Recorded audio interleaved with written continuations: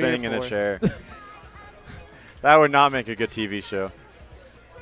Continuing in the losers bracket, AeroLink versus FX DFW Dakpo. Big shout out to FX, doing a lot for the Smash scene.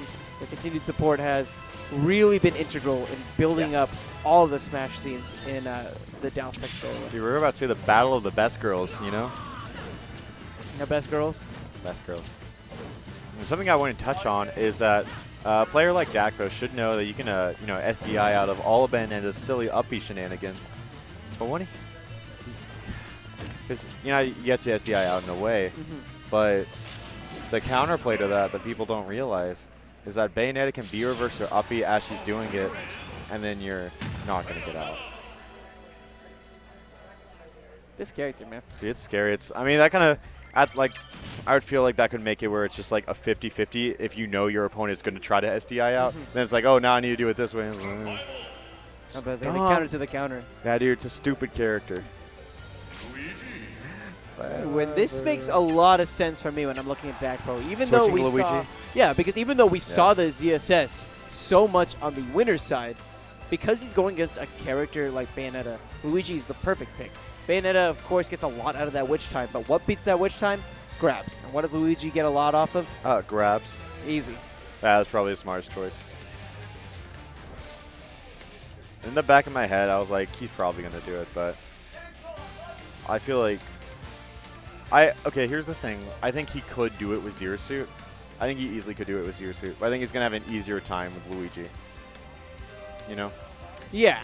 I think the fact that throwing out a lot of grabs if you're a character like Zero Suit is way more punishable than throwing out a lot of grabs if you're a character like Luigi, for example. The fact that you don't have that long tether grab, that little bit of extra linger, makes it it's a bit more difficult for your opponents to get those punishers. But the thing about Dakpo also is that he's another incredibly intelligent player who's very good at knowing when to specifically utilize an option, right? And some of the baits that he does, how he's able to set up baits like 3 minutes in advance to condition your opponent to the point where he can find and set up an opening that allows him to get some of these up B kills. Incredible. Dakpo's a very smart player, very mental game heavy. So we're going to start off with the classic Bayonetta combos, and that was good SDI out. That's what I mean, how you can SDI out of him. And I was right, Dakpo would do it. He's a mash master. Yes. And even though, that's a different usage of finger mobility to really get out of some of these combos, he's still able to SDI pretty strong as well. I love Bayonetta, but I honestly hate witch time as a mechanic. It's just so not fair. Like, there is counterplay to it, but it's just so unintuitive to the rest of the game. And honestly, the rest of the series. It's, you know what, you got to deal with it. What?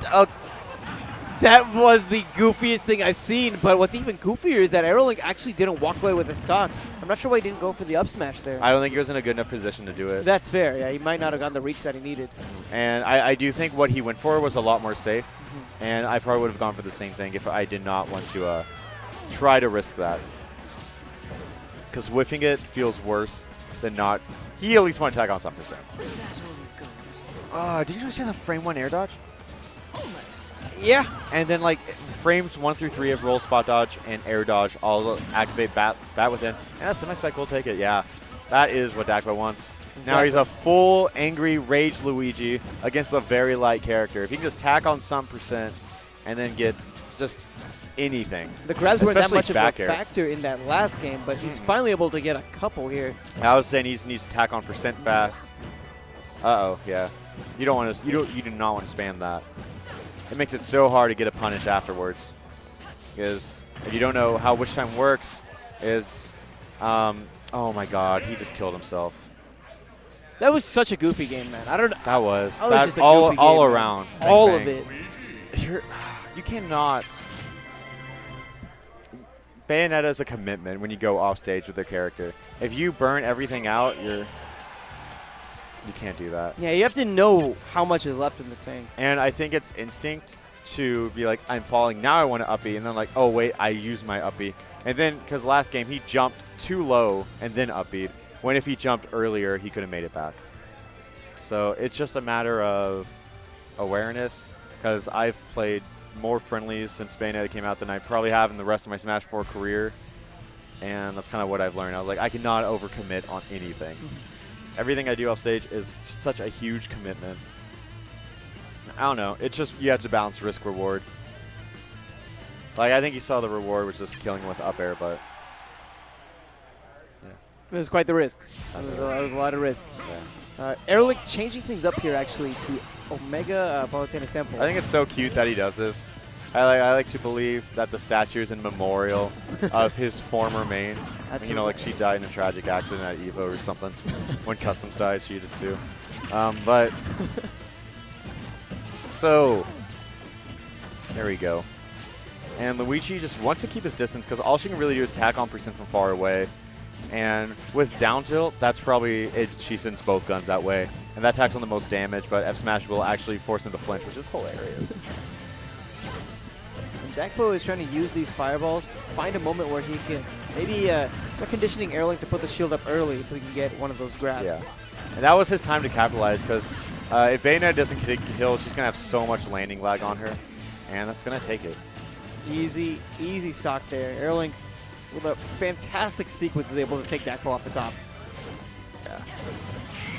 Whoa, but Dakpo answering right back That's- there. There's the counterplay. That's what we were looking for. He found it. The distance I think that he was standing at made it just so enticing for AeroLink to throw out that and option. what that just did won so much of the game mentally for Dakpo because now AeroLink is going to be so scared to do that to him again on the ground. Because look, he could have done it there. He could have done it there, and he probably could have done it about here. But he's choosing not to because Dakpo forced that into him, and now he's just scared. Which I don't blame him, dude. That was scary. He lost a stock for that move. Maybe he can utilize Dakpo's confidence against him if he can land one of those witch times. But oh, no witch time needed! Instead, going for that massive down air to go and seal that for that second game. Do you know how long like the meteor boxes last on moves? No, Not long. You know, like 3 frames. Like that's where the meteor is. This. It's like 18. It's like the whole heel coming down. the entire heel. It's a spacing thing. It's just like, again, dumb.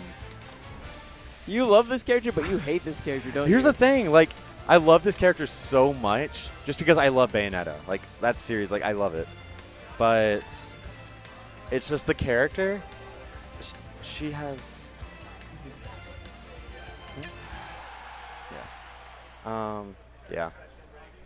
She's fun. She's a very cool character. No, actually. she's cool. Trust me, I'm like the same way. I love playing Falcon in 64, but there are so many times when I'm just like, where people ask me, how did that work? And I said, because Falcon is dumb sometimes. Yeah. It's just how it is. It's just how it is. There's silly stuff about every single character, and what makes these kinds of games really fun is being able to adapt. Yeah. But Dakpo very nearly lost the stock there. I think some SDI might have been what prevented him from being able to actually... a lot of Bayonetta's combos, like, it's... If everything's a little tighter, you will get past the blast zone. Like every combo that gets you past the blast zone barely gets you past the blast zone. So that was just one of those things where it's just like it just wasn't enough. I don't even think his SDI was a factor in that because I feel like if it was, he would have gotten out of it a little earlier. You're right. Than that. You're right. Yeah, I think I was just trying to predict that he would hold ledge a little longer. But that move just takes so long to come out, you can react to it pretty easily. That's more of a punish for trying to recover high because you're already committed to going that direction.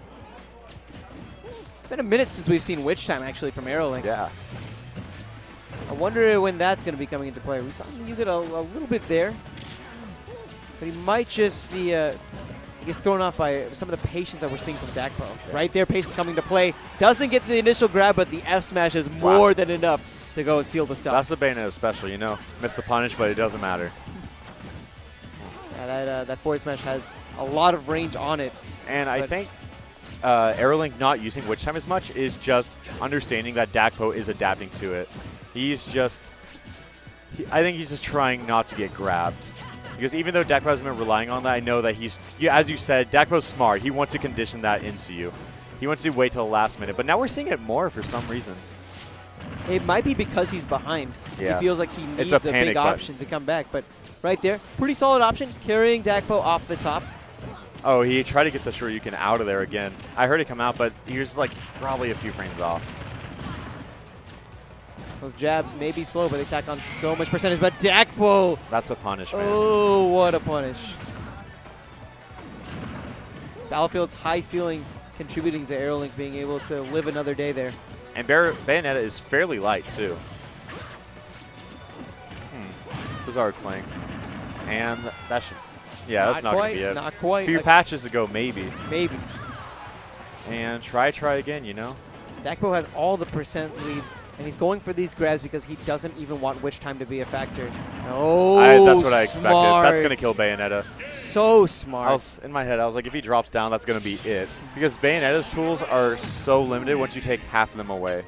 Like, if you cannot play Bayonetta with tap jump on, because you got to save both those up Bs. That's right. And if you take one away, if you take a side B away. And even when you have a lot of those tools, at times it feels like Bayonetta's recovery can be a little telegraphed. And I think that that's what makes the late game, especially as far as offstage goes, slightly in Dakpo's favor, even though we saw a very strong finish in the second game from AeroLink. Yes. Game 4 is about to go down, and Dakpo is a game away from advancing in this bracket. You know, you're a Bayonetta main, so what is it that AeroLink's doing that's making him, I guess, fall further and further away from really taking this? I think he's just doing the same thing over and over again. He's not adding any variety, and I mean that's a lot of what Bayonetta is. But he's not using uppy as a punish tool, and that's absolutely what you can use it as. He's not really using it out of shield, but he can. I don't know. What's hard about Bayonetta is that everything she wants to do is so telegraphed because she comes at a very specific direction for all of it. Because if she's going to dive kick, she wants to get at like a 45-degree angle of you. If she wants to come with Nair, she comes at like a 30 angle. If she's running into you, she's going to go for like a grab, or she's going to run up in witch time. I think it came back to something that you said previously was flare. Yes. Right? And it seems like it might be something that's missing a bit from AeroLink's play. If he can maybe find his bearings a bit, start getting some of those mix-ups that you were talking about, this game could maybe shift in his favor, but so far it's been all about Dakpo. The up smash collides, and it almost takes the stock as well. Like, what he's doing is optimal, obviously, because it's gotten him this far. But having more variety in what you can do and what you know you can do would just probably put him ahead in this game. Because you can see after that first game, Dakpo has adapted so much and has learned how to punish everything he's doing. Especially with that side B and how he punished it with up B. That was a true sign. And that's big. I mean, Bayonetta already is so limited with her approach options, and playing against a character like Luigi who has those fireballs, you feel like you have to approach. But when Dakpo in that game is able to shut down that side B, it just takes another one of those few tools off of the table, and it's making it very difficult for AeroLink to find the openings that he needs. Witch time, but no, too far away. If you're in the animation of the throw while you do it to the projectile, you also go in witch time. But the crazy thing to me is that side B grounded is a move that, like, from the day I saw it, I was like, that cannot be a good move.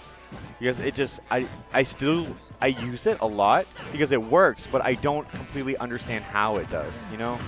Yeah, it reminds me a bit of like a falcon kick, truth be told. Yeah, which is not a good move. Oh, but that can be a good move Yeah. if you're able to stick it. AeroLink calling out Obelisk the Tormentor to go and finish off Dakpo's stock. Shout Got out those to Gunblade. wicked weaves coming on. Well, AeroLink is not out of this though. Because even though he's 70% behind, one combo can get him 40-50% if the platforms are right. That's right. But I think it goes back to openings. And while Dakpo has, with the way that Dakpo is playing, it's really limited those tools. AeroLink trying to come in with a dive kick, but Dakpo, well spaced, well placed, gets that Shoryuken and knocks AeroLink out of the bracket. That was great. I got to give a shout out to Dallas, though, for doing really well at this Dallas tournament. is representing.